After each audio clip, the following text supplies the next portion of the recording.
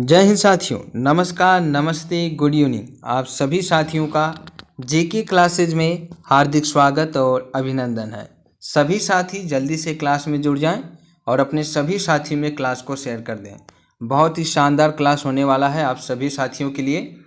तो जितने भी मेरे साथी जो यूपी बीएड प्रवेश परीक्षा की तैयारी कर रहे हैं, सभी लोग जल्दी से क्लास में आ जाएं और अपने सभी मित्रों, अपने सभी सहपाठियों, अपने सभी साथियों में क्लास को शेयर कर दें। आप सभी के लिए बहुत ही शानदार क्लास होने वाला है। ठीक है, एक बार मैं फिर से हाजिर हूँ आप सभी के बीच में जीके के महत्वपूर्ण प्रश्नों के साथ में। तो सब लोग जल्दी से क्लास में आ जाएं। जो भी यूपी बीएड प्रवेश परीक्षा की तैयारी कर रहे हैं सभी साथी जल्दी से क्लास में आ जाएं। हम लोग प्रीवियस ईयर के पूछे गए महत्वपूर्ण प्रश्नों को डिस्कस कर रहे हैं, जो आपके यूपी बीएड एग्ज़ाम में अभी तक जितने भी जीके या सामान्य ज्ञान से संबंधित जितने भी प्रश्न पूछे गए हैं, है ना, उन सभी प्रश्नों को हम लोग डिस्कस कर रहे हैं। तो सब लोग जल्दी से क्लास में आ जाएं। चलिए हम लोग क्लास की शुरुआत करते हैं। आप लोग शेयर करते रहिएगा। तो जो भी साथी चैनल पे नए आते हैं, सबसे पहले आपको चैनल को सब्सक्राइब करना है। उसके बाद में आपको बेल आइकन को प्रेस करना है ताकि न्यू और लेटेस्ट नोटिफिकेशन आपको समय के अनुसार मिलता रहे। क्लास अगर आपको पसंद आती है, क्लास को लाइक कीजिए, अपने सभी सहपाठियों, अपने सभी साथियों, अपने सभी मित्रों में शेयर कीजिए। ठीक है, और कमेंट बॉक्स में कमेंट करके ज़रूर बताइएगा कि क्लास आपको कैसा लगा। साथ ही आप हमारे टेलीग्राम चैनल को भी ज्वाइन कर सकते हैं। इसका लिंक आपको वीडियो के डिस्क्रिप्शन बॉक्स में मिल जाएगा। और अगर आपने इससे पहले की क्लासों को नहीं देखा है तो प्लेलिस्ट का लिंक आपको इस वीडियो के डिस्क्रिप्शन बॉक्स में मिल जाएगा। वहां से जाकर के आप प्लेलिस्ट के माध्यम से सभी क्लासों को देख सकते हैं। ठीक है ना। और आपके शाम के 7 बजे आपके जीके सर की क्लास होती है मैथ की। तो जो भी साथी मैथ की तैयारी करना चाहते हैं, शाम 7 बजे जीके सर की क्लास को ज़रूर ज्वाइन कीजिए आप लोग, है ना। सर बहुत ही बेसिक से आप लोगों को मैथ की तैयारी कराएंगे, बहुत ही अच्छे प्रश्नों के साथ में। ठीक है, चलिए तो हम लोग आज की इस क्लास में देखेंगे कि आपके यूपी बीएड के जो प्रीवियस ईयर के क्वेश्चन हैं, ये आपके 2019 है ना, 2019 में जो बीएड का एग्ज़ाम हुआ था उसमें जीके के कितने महत्वपूर्ण प्रश्न पूछे गए थे, उन सभी प्रश्नों को हम लोग डिस्कस करने वाले हैं ना। ठीक है, तो पहला प्रश्न आपके सामने है और पहला प्रश्न कह रहा है कि मातृ देवी की पूजा किस सभ्यता से संबंधित थी। ऑप्शन ए है आर्य सभ्यता, ऑप्शन बी है भूमध्य सागरीय सभ्यता और ऑप्शन सी है सिंधु घाटी सभ्यता, ऑप्शन डी है उत्तर वैदिक सभ्यता। तो इसका सही जवाब क्या होगा? ऑप्शन नंबर सी होगा, सिंधु घाटी सभ्यता। सिंधु घाटी सभ्यता एक मातृ प्रधान सभ्यता है और इस सभ्यता के कई स्थलों से मृण मूर्ति का प्रमाण मिला है। और मृण मूर्तियाँ जो है वो मुख्य रूप से मिट्टियों से बनाई जाती है, इसलिए इसे मृण मूर्तियाँ कहते हैं। और सिंधु घाटी सभ्यता के एक स्थल जिसका नाम क्या है? हड़प्पा। इसके बारे में आपने पढ़ा होगा। तो सिंधु घाटी सभ्यता का जो हड़प्पा स्थल है, यहाँ से एक मातृ देवी का चित्र मिला था। क्या मिला था? चित्र मिला था, मातृ देवी का चित्र मिला था, जिसमें मातृ देवी के गर्भ से पौधे को निकलता हुआ दिखाया गया था, है ना। तो मातृ देवी का जो पूजा है वो सिंधु घाटी सभ्यता से संबंधित है। तो इस प्रश्न का सही जवाब होगा ऑप्शन नंबर सी। क्लियर सबको? चलिए अगला प्रश्न कह रहा है कि राजस्थान के माउंट आबू में स्थित दिलवाड़ा का जैन मंदिर किस धर्म के अनुयायियों के द्वारा निर्मित किया गया था। ऑप्शन ए है बौद्ध गीतों द्वारा, ऑप्शन बी है जैनियों द्वारा, ऑप्शन सी है हिंदुओं द्वारा, ऑप्शन डी है सिखों द्वारा। तो इसका सही जवाब होगा ऑप्शन नंबर बी, जैनियों द्वारा। राजस्थान के माउंट आबू में स्थित दिलवाड़ा का जैन मंदिर जैनियों के अनुयायियों द्वारा निर्मित किया गया था, है ना। तो option B is right answer. चलिए बात करते हैं प्रश्न नंबर 3 की, है ना। गीत गोविंद किसकी कृति है? Option A Jayadev, option B Kalhana, option C Kalidas, option D Raja Rao.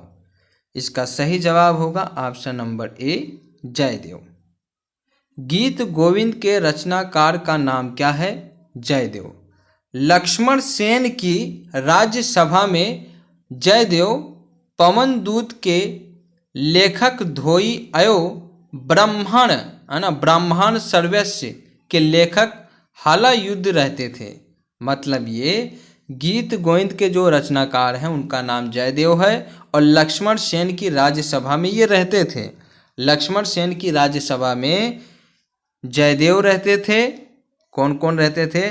Lakshman Sen की राज दरबार में जयदेव रहते थे। किसके? एक सेकंड रुकिएगा आप लोग, है ना। तो किसकी सभा में? लक्ष्मण सेन की सभा में। लक्ष्मण सेन की सभा में जयदेव रहते थे।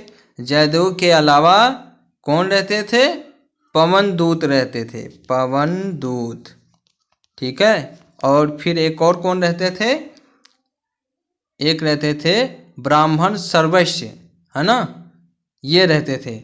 तो हलायुद्ध रहते थे। और गीत गोविंद में कृष्णा और वृंदावन के गोपियों का वर्णन किया गया है।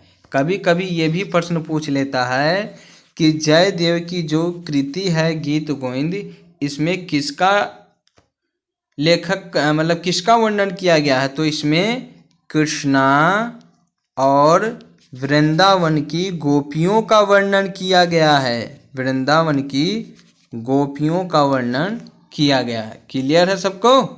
चलिए बात करते हैं प्रश्न नंबर 4 की। कह रहा है कि शिवाजी का राज्याभिषेक कब हुआ? ऑप्शन ए है 1627 में, ऑप्शन बी 1674 में, ऑप्शन सी 1680 में, ऑप्शन डी 1670 में। सही जवाब होगा साथियों ऑप्शन नंबर बी 1674 में। शिवाजी का जन्म, ठीक है, शिवाजी का जन्म कब हुआ था? चलिए, बहुत ही महत्वपूर्ण क्वेश्चन है और इसमें कई सारे प्रश्न आपके क्लियर हो जाएंगे। सबसे पहले शिवाजी का जो जन्म है वो कब हुआ था? तो इनका जन्म जो है वो आप याद रखेंगे 20 अप्रैल, है ना, 20 अप्रैल 1627 में शिवनेर, कहाँ पे हुआ था? शिवनेर, शिवनेर के दुर्ग में हुआ था। शिवनेर के दुर्ग में शिवाजी का जन्म 20 अप्रैल 1627 में, 1627 में शिवनेर के दुर्ग में हुआ था। ठीक है, क्लियर हो गया। इनका जन्म कहाँ हुआ था? इनका जन्म 1627, 20 अप्रैल 1627 को शिवनेर के दुर्ग में हुआ था। शिवाजी ने 1674 ईस्वी में राज्याभिषेक के बाद छत्रपति की उपाधि धारण की थी। इनका राज्याभिषेक 1674 में हुआ था और जब इनका राज्याभिषेक हुआ था तो इन्होंने छत्रपति शिवाजी महाराज की उपाधि धारण की थी और 53 वर्ष की आयु में 1680 में शिवाजी की मृत्यु हो गई थी। 53 वर्ष की आयु में 1680 में शिवाजी की मृत्यु हो गई थी। तो शिवाजी का जन्म हुआ था 20 अप्रैल 1627 में, इनकी मृत्यु हुई थी 1680 में। 53 वर्ष की उम्र में इनका निधन हुआ था और 1674 में इनको राज्याभिषेक किया गया था और इन्होंने छत्रपति शिवाजी महाराज की उपाधि धारण की थी। क्लियर हो गया। चलिए, प्रश्न नंबर 5 कह रहा है कि अकाल तख्त का निर्माणकर्ता इनमें से कौन सिख गुरु थे? अकाल तख्त का निर्माणकर्ता इनमें से कौन सिख गुरु थे? ऑप्शन ए है गुरु रामदास, ऑप्शन बी है गुरु तेग बहादुर, ऑप्शन सी गुरु हरगोविंद सिंह, ऑप्शन डी गुरु नानक देव। तो सही जवाब हो जाएगा इसका ऑप्शन नंबर सी गुरु हरगोविंद सिंह। सिखों के छठे गुरु थे ये, सिखों के छठे गुरु थे ये। तो सिखों के छठे गुरु थे गुरु हरगोविंद सिंह, और इन्होंने अकाल तख्त का निर्माण किया था।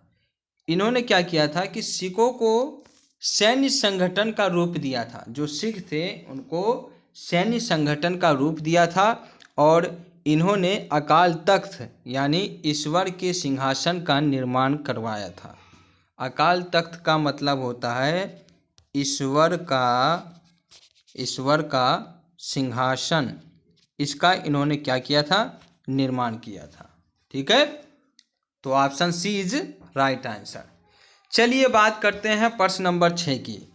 प्रश्न नंबर 6 कह रहा है कि भारत की समुद्री मार्ग की खोज किसने की? ऑप्शन ए है Vasco da Gama, option B Columbus, option C Magellan, option D Henry the navigator. सही जवाब होगा option number A Vasco da Gama. Vasco da Gama ने भारत की समुद्री मार्ग की खोज की थी। वास्को डी गामा भारत के पश्चिमी तट पर स्थित बंदरगाह वास्को डी गामा ने भारत के पश्चिमी तट पर स्थित बंदरगाह कालीकट पर क्या किया था? कालीकट पर 20 मई 20 मई 1498 ईस्वी को पहुंचा था। भारत की समुद्री मार्ग की खोज वास्को डी गामा ने की थी, लेकिन सबसे पहले वास्को डी गामा ने भारत के पश्चिमी तट पर स्थित बंदरगाह कालीकट पर 20 मई 1498 ईस्वी को पहुंचा, और उसने यहां पहुंचकर भारत के नए समुद्री मार्ग की खोज की। आया बात समझ में? हाँ, वास्को डी गामा भारत के पश्चिमी तट पर स्थित बंदरगाह कालीकट पर कब पहुंचा था? 20 मई 1498 को पहुंचा था, और इसने भारत की नई समुद्री मार्ग की खोज की थी। कालीकट के उस समय के जो शासक थे वो थे जामोरियन। उन्होंने वास्को डी गामा का स्वागत किया था। कालीकट के उस समय के जो शासक थे उनका नाम था जामोरियन, है ना। इन्होंने वास्को डी गामा का स्वागत किया था। क्लियर है? चलिए आगे बढ़ते हैं ना। प्रश्न नंबर 7 कह रहा है कि भारत में पहली अंग्रेजी व्यापारिक कंपनी कहाँ खोली गई थी? ऑप्शन 1 मुंबई, ऑप्शन बी सूरत, ऑप्शन सी है सूतानाती, ऑप्शन डी है मद्रास। सही जवाब हो जाएगा ऑप्शन नंबर बी सूरत में। ठीक है, जहांगीर के शासनकाल में इंग्लिश ईस्ट इंडिया कंपनी सर्वप्रथम 1611 में, जहांगीर के शासनकाल में, एक सेकंड ये सब मिटा देता हूँ, है ना। तो क्या बोल रहा हूँ मैं कि जहांगीर, है ना, जहांगीर के शासनकाल में ईस्ट इंडिया कंपनी 1611 ईस्वी में मसूलीपट्टनम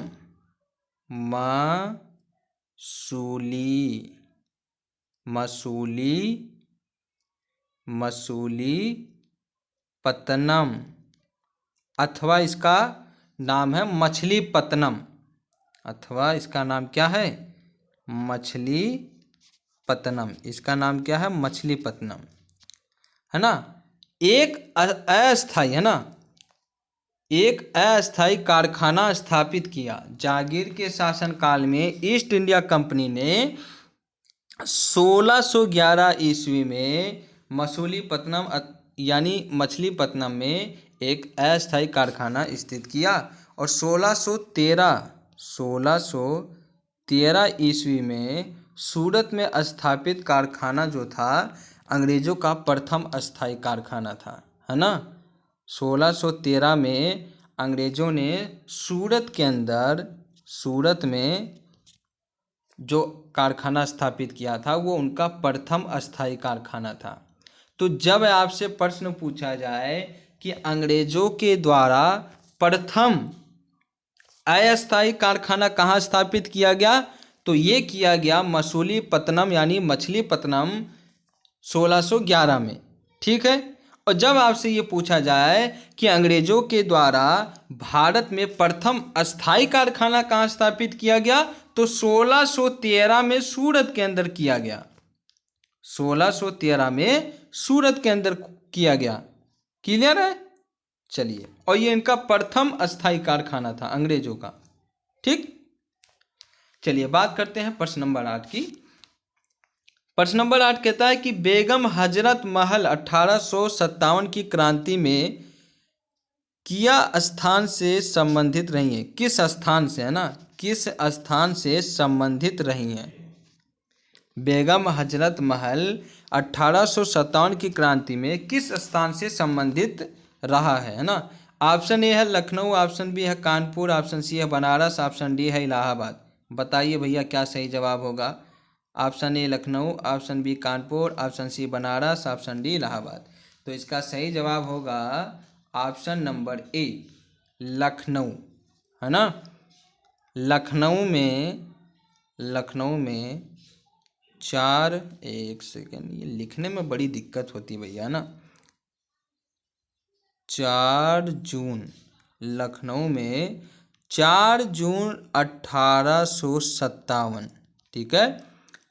4 जून 1857 का विद्रोह की शुरुआत हुआ लखनऊ में, और बेगम हजरत महल जो था ये अल्पायु पुत्र ब्रिजिस कादिर को नवाब घोषित किया, है ना।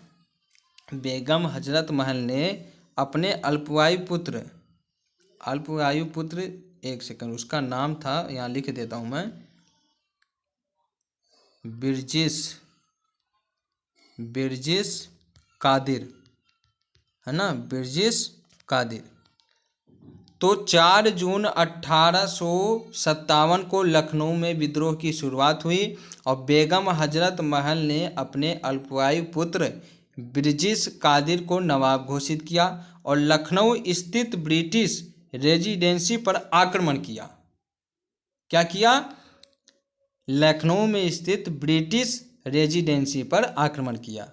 तो 4 जून 1857 को लखनऊ में विद्रोह की शुरुआत हुई थी, और बेगम हजरत जो महल है उन्होंने क्या किया था? बेगम हजरत ने अपने जो अल्पायु पुत्र थे जिनका नाम था ब्रिजिस कादिर, उनको नवाब घोषित कर दिया था लखनऊ का। क्लियर है? चलिए बात करते हैं प्रश्न नंबर 9 की।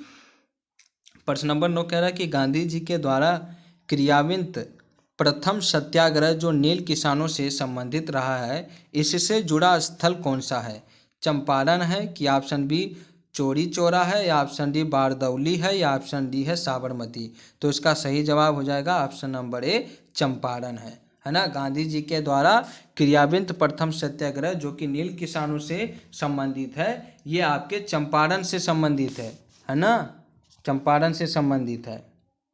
हुआ क्या था कि 19वीं सदी के आरंभ में गोरे बागान मालिकों ने चंपारण के किसानों से एक अनुबंध के आधार पर यह निश्चित करा लिया था कि उन्हें अपनी जमीन के 3/20 वे भूभाग में नील की खेती करना है अनिवार्य कर दिया था, जिसे 3 कठिया पद्धति के नाम से जाना जाता है ना। तो हुआ क्या था कि 19वीं सदी के आरंभ में यानी 19वीं सदी के शुरुआत में गोरे बागान मालिकों ने चंपारण के किसानों से, जो कि बिहार में स्थित चंपारण जिला है, वहाँ पे क्या होता था कि किसान जो थे वो नील की खेती करते थे। तो जो गोरे बागान मालिक थे उन्होंने क्या किया कि वहाँ के किसानों से एक अनुबंध के आधार पर यह निश्चित करा लिया कि उन्हें अपनी ज़मीन के 3/20 भूभाग पर नील की खेती करना है, और इस पद्धति को 3 कठिया पद्धति के नाम से जाना जाता है। तो राजकुमार शुक्ला के आग्रह पर वर्ष 1917 में, है ना, किसके आग्रह पर? राजकुमार शुक्ला, इनके आग्रह पर 1917 में महात्मा गांधी ने चंपारण सत्याग्रह की शुरुआत की थी और ये बिहार के चंपारण जिले से किया था। आ गया बात समझ में। 1915 में गांधी जी साउथ अफ्रीका से भारत आते हैं तो राजकुमार शुक्ला उनसे आग्रह करते हैं और उनको बताते हैं कि बिहार के चंपारण जिले में जो ब्रिटिश मालिक हैं उन्होंने किसानों के प्रति बहुत सारे अपराध किए हैं, बहुत सारे अन्याय कर रहे हैं। वो किसानों को कह रहे हैं कि वे अपनी 3/20वीं भूभाग पर नील की खेती करना होगा, वो अनिवार्य रूप से करना होगा। उसके बाद आपको लगान भी देना होगा। लगान में मनमानी कर रहे थे। तो महात्मा गांधी ने 1917 में बिहार के चंपारण जिले से चंपारण सत्याग्रह की शुरुआत की। समझ में आ गया। चलिए बात करते हैं प्रश्न नंबर 10 की। प्रश्न नंबर 10 कह रहा है कि समाचार पत्र केसरी का संपादन किसने किया था। ऑप्शन ए है जी.के. गोखले, ऑप्शन बी है बी.जी. तिलक, ऑप्शन सी है सरदार पटेल, ऑप्शन डी है राजा राम मोहन राय। सही जवाब हो जाएगा भैया इसका ऑप्शन नंबर बी, बी.जी. तिलक। बी.जी. तिलक मतलब बाल गंगाधर तिलक। बाल गंगाधर तिलक के द्वारा सन 1881 ईस्वी में समाचार पत्र केसरी का संपादन किया गया था। भारत में क्रांतिकारी गतिविधियों की शुरुआत जो हुई थी वो 1897 ईस्वी में महाराष्ट्र से मानी जाती है। कहाँ से मानी जाती है? महाराष्ट्र से मानी जाती है। ठीक है, 1897 ईस्वी में महाराष्ट्र से भारत में क्रांतिकारी गतिविधियों की शुरुआत हुई थी। ठीक है, इसमें तिलक की महत्वपूर्ण भूमिका थी। उन्होंने क्या किया था कि 1881 ईस्वी में समाचार पत्र केसरी का संपादन किया था और वैलेंटाइन सिरोल ने तिलक को भारतीय अशांति का जनक कहा था। किसने किया था? वैलेंटाइन सिरोल ने। ये नाम आप लोग याद रखेंगे, वैलेंटाइन सिरोल। वैलेंटाइन सिरोल ने कहा था कि बाल गंगाधर जो तिलक हैं ये भारत के भारतीय अशांति के जनक है ना। क्लियर है सबको? चलिए बात करते हैं प्रश्न नंबर 11 की। देखिए सभी महत्वपूर्ण प्रश्न आपके सामने आ रहे हैं। आपको इस क्लास से ये आइडिया लग जाएगा, आपको ये पता चल जाएगा कि यूपी बीएड में किस प्रकार के जीके यानी सामान्य ज्ञान के प्रश्न पूछे जाते हैं। अगर आप, ये आपका शायद 8वां क्लास है, अगर आप इन 8 क्लासों को देखते हैं तो सामान्य ज्ञान आपका कंप्लीट हो जाएगा साथियों। क्योंकि देखिए जो भी प्रश्न हम लोग इस क्लास में डिस्कस कर रहे हैं वो किसी न किसी एग्जाम में आपके पूछा गया है। क्लियर है? और बीएड में ये आपके प्रीवियस ईयर में पूछा गया है। तो यहां से प्रश्न आने के बहुत ज्यादा चांसेस है। आपको अनुमान लग जाएगा कि किस टॉपिक से कितने प्रश्न पूछे गए हैं और किस प्रकार का प्रश्न पूछा गया है। तो प्लीज आप लोगों से रिक्वेस्ट है कि आप क्लास में बने रहिए और डेली आप इस क्लास को अटेंड कीजिए, है ना। ये आपके लिए है बहुत ही महत्वपूर्ण। अगर आप यूपी बीएड में सरकारी सीट चाहते हैं तो आपको इस क्लास को अटेंड करना होगा। ठीक, तो प्रश्न नंबर 11 कहता है कि दांडी यात्रा की शुरुआत महात्मा गांधी ने कहाँ से की थी। ऑप्शन ए है दांडी, ऑप्शन बी है पोरबंदर, ऑप्शन सी है अहमदाबाद, ऑप्शन डी है साबरमती आश्रम। सही जवाब हो जाएगा ऑप्शन नंबर डी, साबरमती आश्रम। ठीक है, 12 मार्च 1930 को गांधी जी दांडी मार्च शुरू किया था और इन्होंने साबरमती आश्रम जो कि कहाँ पे स्थित है, ये आपके स्थित है अहमदाबाद में स्थित है। यहाँ से इन्होंने 12 मार्च 1930 को है ना दांडी यात्रा की यानी दांडी मार्च की शुरुआत की थी। इन्होंने क्या किया था कि 78 साथियों के साथ में है ना सत्याग्रह के लिए प्रस्थान किया था। 24 दिनों की लंबी यात्रा की थी इन्होंने, है ना। 24 दिनों की लंबी यात्रा करने के बाद 5 अप्रैल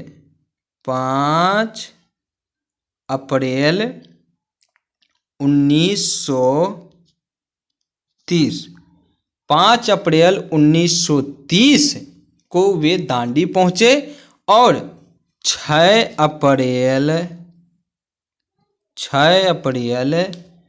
1930 को 6 अप्रैल, एक सेकंड, बड़ी दिक्कत होती है, 1930 को, है ना, 6 अप्रैल 1930 को उन्होंने एक मुट्ठी नमक हाथ में लेकर सविनय अवज्ञा आंदोलन का श्री गणेश किया, यानी शुरुआत किया। तो पूरी रामायण क्या है वो अब मैं आपको समझाता हूँ। हुआ क्या था कि 12 मार्च 1930 को अहमदाबाद स्थित साबरमती आश्रम से महात्मा गांधी जी ने चुने हुए 78 साथियों के साथ 24 दिनों की लंबी यात्रा की थी सत्याग्रह के लिए। और जब 5 अप्रैल 1930 को वे दांडी पहुंचे और उन्होंने अगले दिन यानी 6 अप्रैल 1930 को एक मुट्ठी नमक हाथ में लेकर सविनय अवज्ञा आंदोलन की शुरुआत किया। क्लियर है? चलिए बात करते हैं प्रश्न नंबर 12 की। प्रश्न नंबर 12 कह रहा है कि हमारे सौर मंडल का कौन सा ग्रह आकार में पृथ्वी के समान है? ऑप्शन ए है बुध, ऑप्शन बी है मंगल, ऑप्शन सी है शुक्र, ऑप्शन डी है बृहस्पति। सही जवाब हो जाए शुक्र। शुक्र जो है ये पृथ्वी का निकटतम ग्रह है और इसे पृथ्वी का भग्नी ग्रह कहते हैं। यह घनत्व, आकार, अयोव्यास में पृथ्वी के समान होता है। इसे सांझ का तारा या भोर का तारा भी कहा जाता है और यह सबसे चमकीला एवं सबसे गर्म ग्रह है। इसका कोई उपग्रह नहीं है। ठीक है, तो शुक्र क्या है? शुक्र जो है ये पृथ्वी का निकटतम ग्रह है। इसे पृथ्वी का भग्नी ग्रह कहते हैं। यह घनत्व, आकार, व्यास में पृथ्वी के समान है। इसे सांझ का तारा या भोर का तारा कहा जाता है। यह सबसे चमकीला एवं सबसे गर्म ग्रह होता है और इसका कोई उपग्रह नहीं होता है। कितने सारे प्रश्न आपके एक ही प्रश्न से कंप्लीट हो गया। ठीक, प्रश्न नंबर 13 कह रहा टुंड्रा है। टुंड्रा क्या है? ऑप्शन ए पर्णपाती वन, ऑप्शन बी उष्ण कटिबंधीय वन, ऑप्शन सी शीत मरुस्थल, ऑप्शन डी गर्म मरुस्थल। सही जवाब होगा ऑप्शन नंबर सी शीत मरुस्थल। टुंड्रा एक रशियन शब्द है जिसका अर्थ होता है, इसका अर्थ होता है समतल, समतल दलदली मैदान, दलदली मैदान इसका अर्थ होता है। ठीक है, यह सदा बर्फ से ढका रहता है और गर्मी के मौसम में यहाँ मौसम एक लाइकेन उगते हैं, है ना, यहाँ मौस एक लाइकेन उगते हैं। तो टुंड्रा जो है एक रशियन शब्द है जिसका अर्थ होता है समतल दलदली मैदान और यह सदा जो है बर्फ से ढका रहता है। गर्मी के मौसम में यहाँ मौस एक लाइकेन उगते हैं। क्लियर है ना? चलिए बात करते हैं प्रश्न नंबर 14 की। वायुमंडल की सबसे निचली परत को क्या कहा जाता है?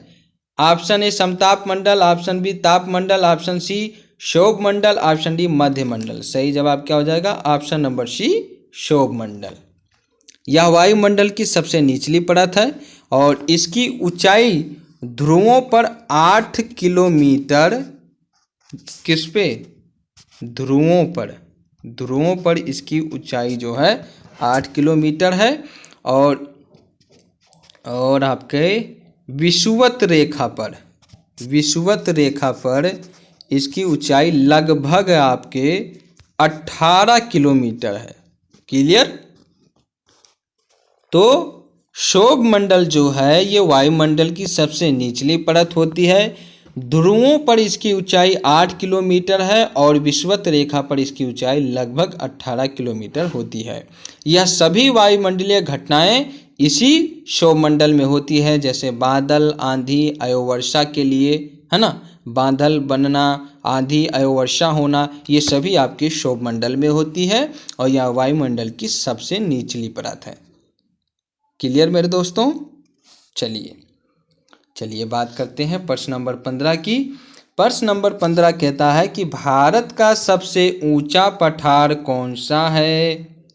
ऑप्शन ए दक्कन का पठार, ऑप्शन बी छोटा नागपुर का पठार, ऑप्शन सी लद्दाख का पठार, ऑप्शन डी बघेलखंड का पठार।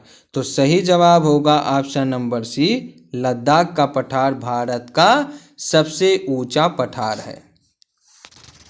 लद्दाख का पठार साथियों जम्मू और कश्मीर में स्थित है। यह हिमालय के दक्षिण अयो कानलून पर्वत श्रृंखला के उत्तर में स्थित है। तंगलंग का दर्रा यहाँ स्थित है और इसकी ऊंचाई जो है वो 10,000 फीट है।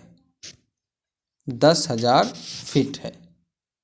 लद्दाख का पठार जम्मू और कश्मीर में स्थित है। यह हिमालय के दक्षिण अयो कानलून पर्वत श्रृंखला के उत्तर में स्थित है। यहाँ पे तंगलंग का दर्रा भी स्थित है और इस पठार की ऊंचाई जो है वो 10,000 फीट है। कंप्लीट।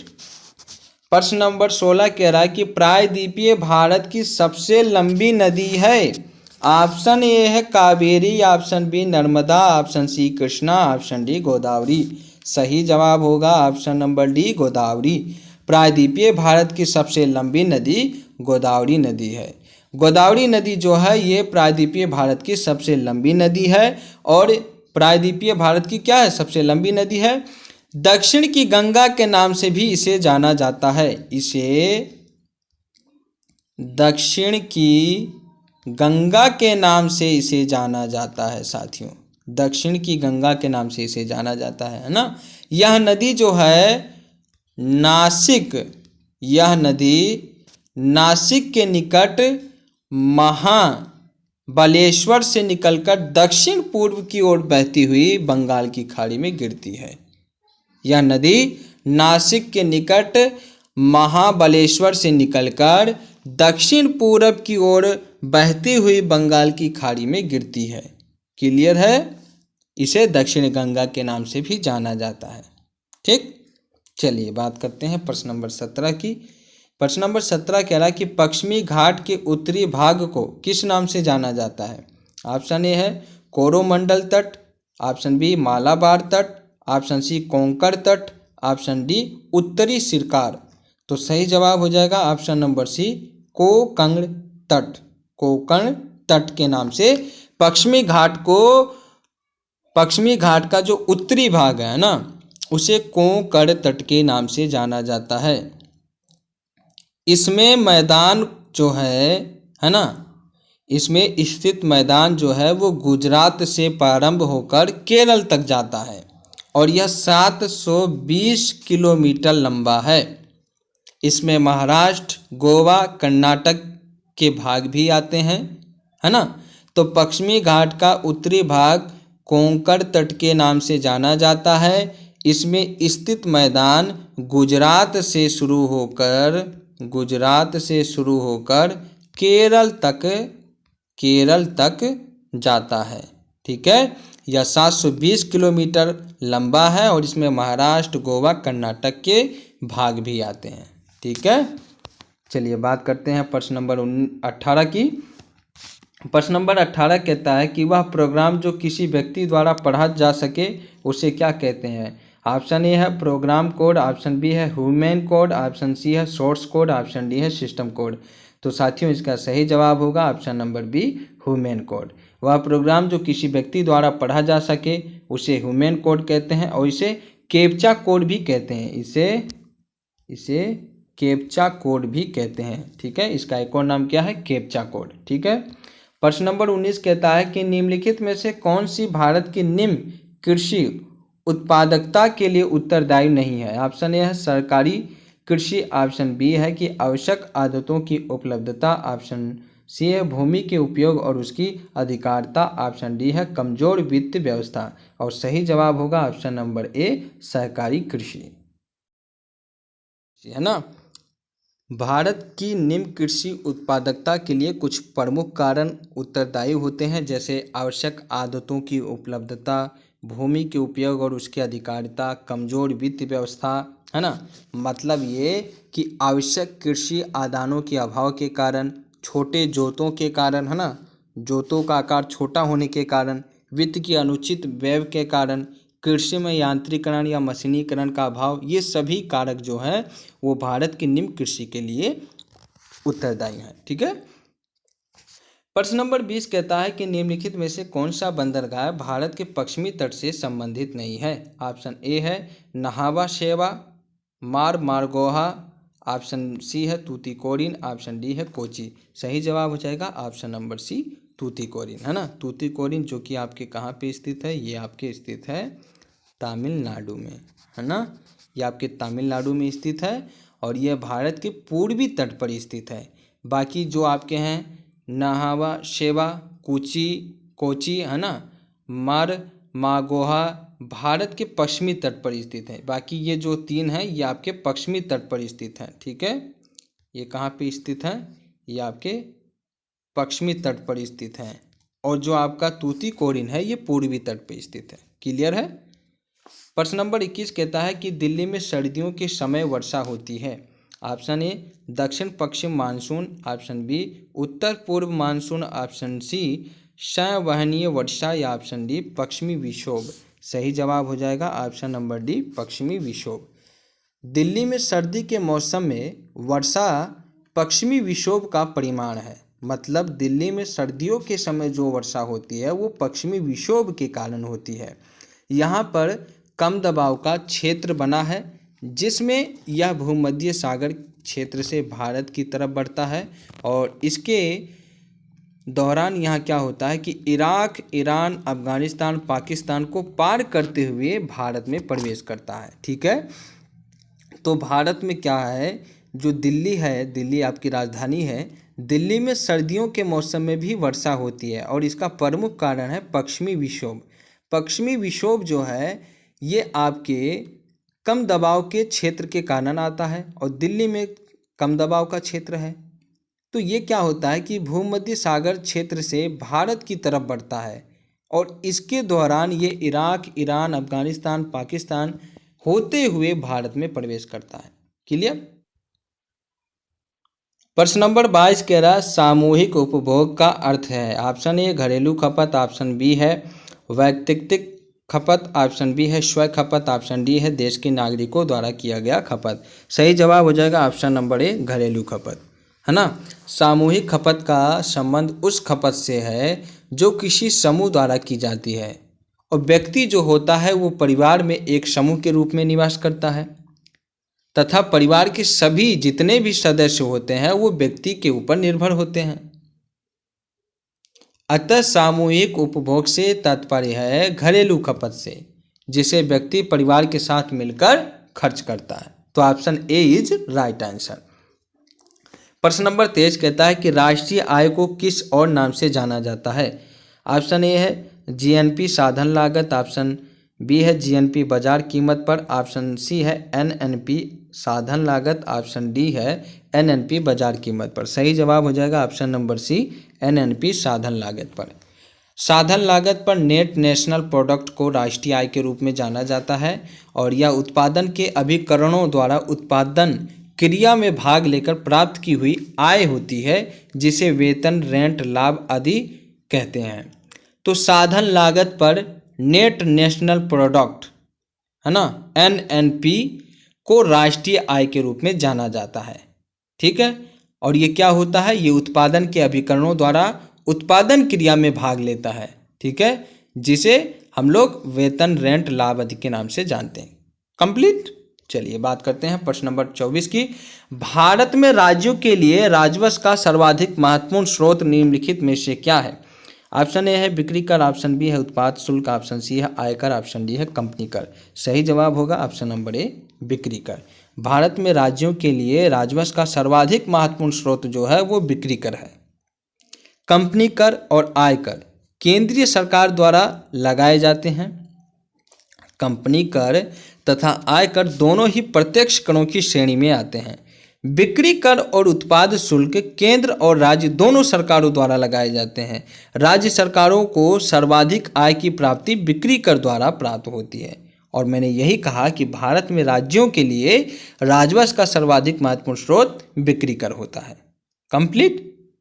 कंपनी कर, आयकर ये आपके केंद्रीय सरकार द्वारा लगाया जाता है। कंपनी कर तथा आयकर दोनों ही क्या होते हैं, प्रत्यक्ष करों की श्रेणी में आते हैं। लेकिन जो बिक्री कर और उत्पाद शुल्क होता है ये केंद्र और राज्य दोनों सरकारों द्वारा लगाया जाता है। लेकिन राज्य सरकारों का जो सर्वाधिक महत्वपूर्ण स्रोत है वो आपका बिक्री कर है। कंप्लीट। तो option A is right answer. बात करते हैं प्रश्न नंबर 25 की, जो कि आज की इस क्लास का आखिरी प्रश्न है। निम्न में से किस वर्ष भारत G20 शिखर सम्मेलन की मेजबानी करेगा? ऑप्शन ए है 2019, ऑप्शन बी है 2020, ऑप्शन सी है 2021, ऑप्शन डी है 2022। तो ये प्रश्न मैं आपके लिए छोड़ देता हूं, है ना। इस प्रश्न का सही जवाब आप लोग कमेंट बॉक्स में बताइएगा कि निम्न में से किस वर्ष भारत G20 शिखर सम्मेलन की मेजबानी करेगा। ठीक है, इस प्रश्न का आप लोग कमेंट बॉक्स में आंसर बताएंगे, है ना। इसका जवाब मैं आपको अगली क्लास में ज़रूर दूंगा, है ना। तो इसका आंसर आप लोग कमेंट बॉक्स में कमेंट करके बताइएगा, है ना। चलिए, तो साथियों देखिए, आज की इस क्लास में हम लोगों ने 25 महत्वपूर्ण प्रश्नों को डिस्कस किया जो कि आपकी यूपी बीएड प्रवेश परीक्षा में पूछे गए हैं। तो जो भी साथी यूपी बीएड प्रवेश परीक्षा की तैयारी कर रहे हैं वो डेली शाम 5 बजे जीके की क्लास में आ जाया करें और सभी प्रश्नों को देखें और सभी प्रश्नों की अभ्यास करें। आज की यह क्लास आपको कैसा लगा कमेंट बॉक्स में कमेंट करके ज़रूर बताइएगा। क्लास अगर आपको पसंद आती है तो क्लास को लाइक कीजिएगा, अपने सभी साथियों में शेयर कीजिएगा और कमेंट बॉक्स में कमेंट करके ज़रूर बताइएगा कि क्लास आपको कैसा लगा, है ना। और चैनल को सब्सक्राइब जरूर कीजिएगा। ठीक, तो आज की इस क्लास की यहीं समाप्ति करते हैं। आप लोग इसका जवाब जो है कमेंट बॉक्स में कमेंट करके ज़रूर बताइएगा, है ना। चलिए, मिलते हैं अगली क्लास में और भी शानदार प्रश्नों के साथ। तब तक के लिए आप सभी साथियों का बहुत बहुत धन्यवाद। Thank you very much. जय हिंद, जय भारत।